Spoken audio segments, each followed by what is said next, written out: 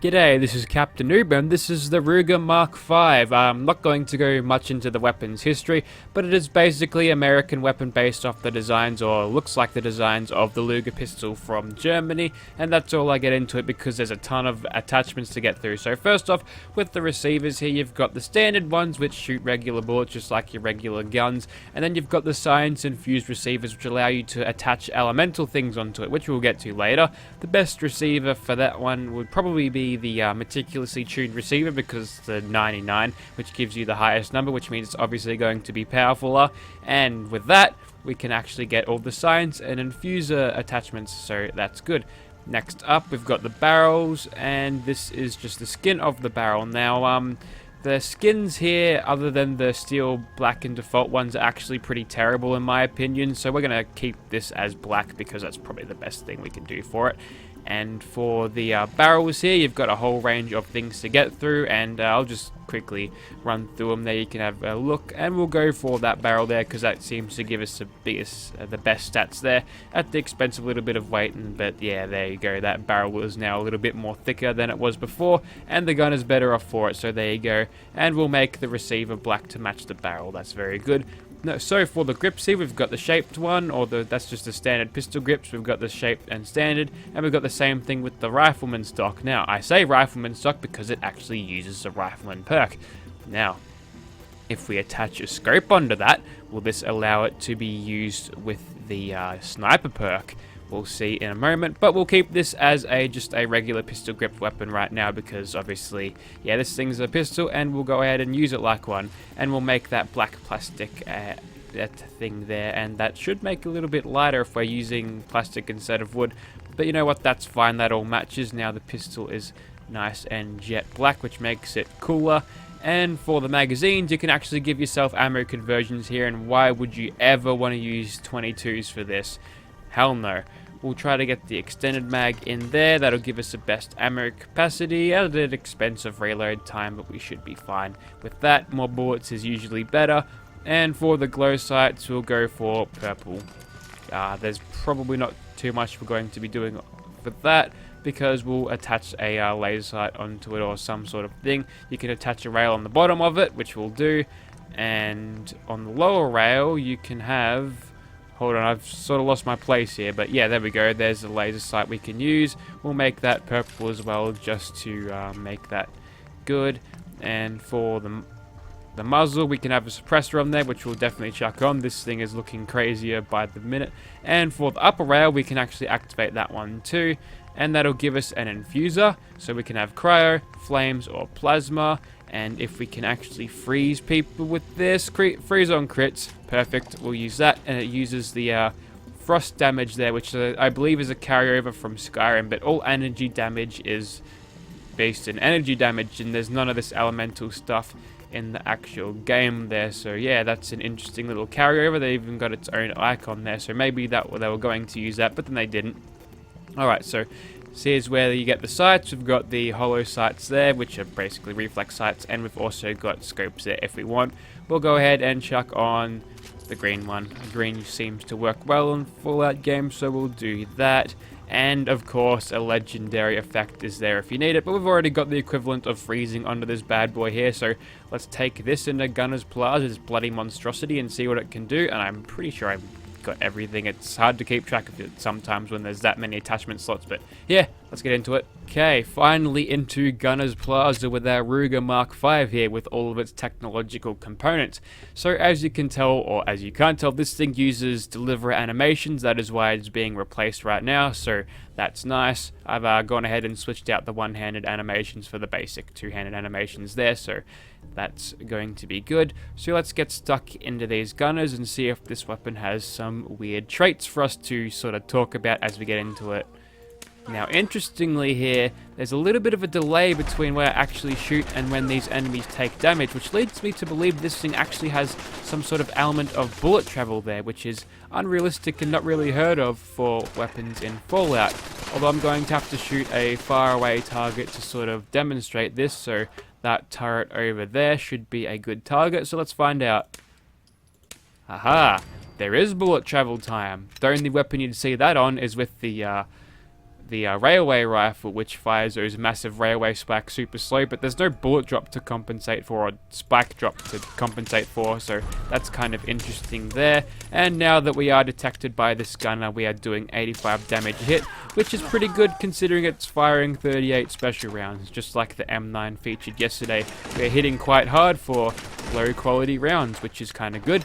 And of course, you can see that every time I'm hitting these guys, the freezing texture or effect is appearing on them, but without actually critting them, we can't actually paralyze them due to freezing. Alright, so to demonstrate that, we'll go ahead and crit you. And whilst you're down on the floor there being frozen and useless, we'll go ahead and take out your mate. And you know what, we'll just test this thing out a little bit in VATS at point blank range. You can tell there that you get several hits in VATS, which is good. Just like the deliver in the vanilla game, this thing is going to be good in VATS. And as you can tell there with the headshots you're getting in VATS, you can actually do quite a lot of damage, which is actually kind of good. So this thing is a sort of a skill-based weapon at this point, it's seeing like that. So yeah, more headshots the better, and since this thing has an element of bullet travel time, it's not going to be as easy to hit those headshots like on a laser beam hit scan weapon, which is kind of good. And unfortunately for us, we got detected by this gunner, so we'll just try to kill her like that. And the sounds of this weapon while suppressed is kind of weird, but yeah, it works. Anyway, we'll switch over to our rifleman infused one, and for some reason you still hold this in one hand despite it having a stock there, which would make sense if you actually use it as a stock. But yeah, if you want to get more textures for this weapon, there's actually little add-ons you can get at the mod author's site, who is Cross, by the way. I didn't really name drop him at the start. Also, Bridget has run up in our face, so you know what, hopefully we can get you frozen.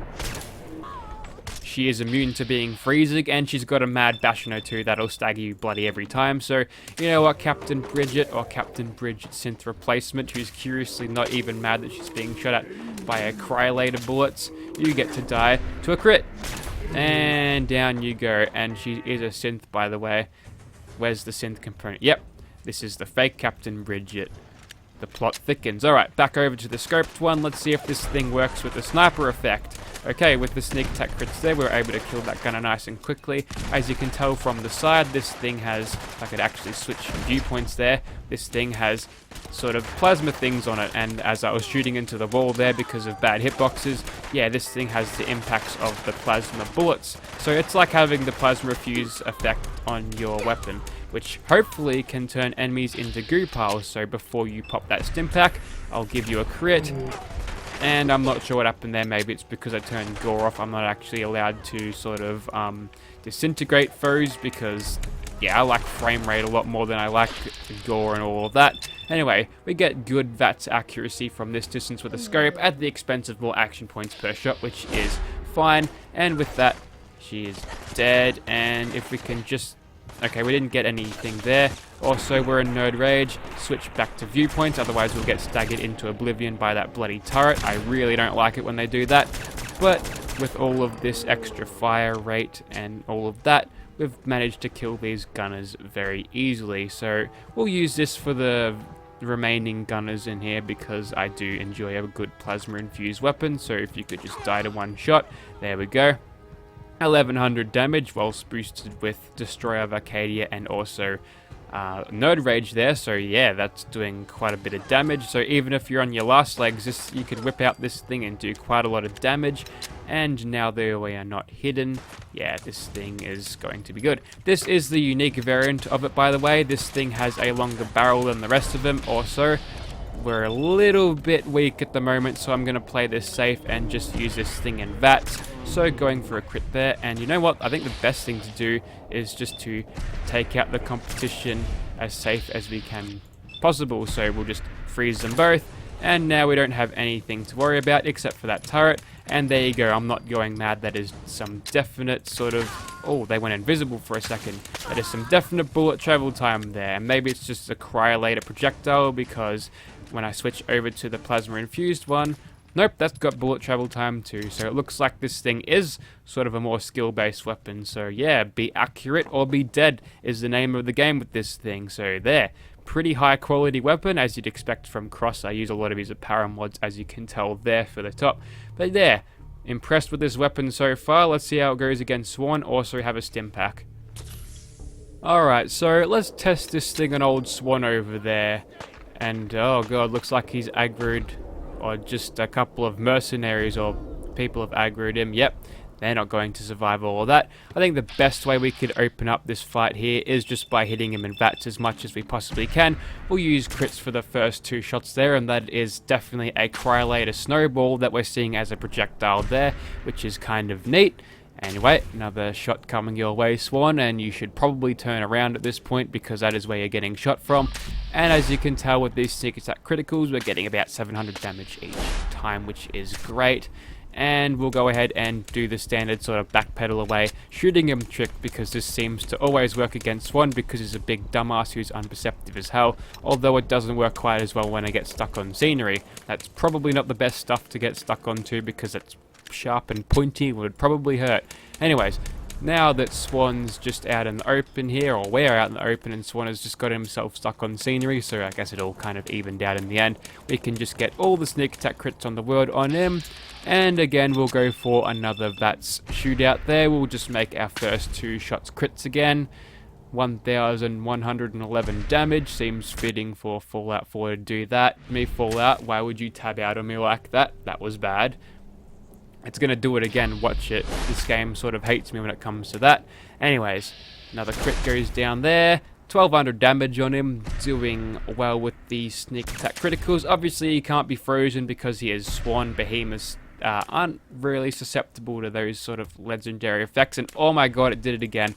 Why must you do this to me? I don't know why my computer does it. It does it sometimes, but other times it doesn't, and it's really kind of annoying. I think it's some sort of application in the background that wants my attention. I should probably turn it off. It'd probably give me better performance out of that. Anyways, there you go. That was that thing against Swan there, and we did pretty good. So we're going to go ahead and check out an enemy that we can actually use with, or just freeze, and hopefully that'll give us an advantage and we can kill it faster. Okay, let's freeze this giant ass ghoul and then we can call it a video. We've got 2 crits from the fight against Swan, so hopefully this goes out as planned. Oh, we can't freeze him for some reason. I think it's because this has certain limitations that you don't usually have with the legendary effect freezing. I'm not sure if this has been changed, and I don't really care enough to check it out in the creation kit because it doesn't really matter to me. We're getting about 1400 damage on him as it is, so we're pretty good in terms of damage, and it probably won't need to rely on the freezing effect to do this. But if worse comes to worse, we can quickly retreat into the ship that's just crashed into there, and we can get away from his detection. But luckily Phoebes over here is very, very sneaky indeed and can kill him quite as easily there. So even with a giant ravenous charging ghoul, as long as you're stealthy, you don't actually have to rely on legendary effects such as freezing, to actually get this thing done. So I think that is about it for this weapon. So if you'd like to see this thing in your game, be sure to check out the description. This is a high quality mod, and basically everything that comes under the name of Cross is good, so I highly recommend any of his mods in the game. He had one that's like a break action laser musket type thingy a few months back, and I haven't looked at that yet, but not really keen on that one. But this one, definitely get this one. This is a great pistol, and if you're a fan of the Ruger Mark V in real life, then there you go, you can have it in Fallout 4 too. Isn't that nice? Cheers for watching.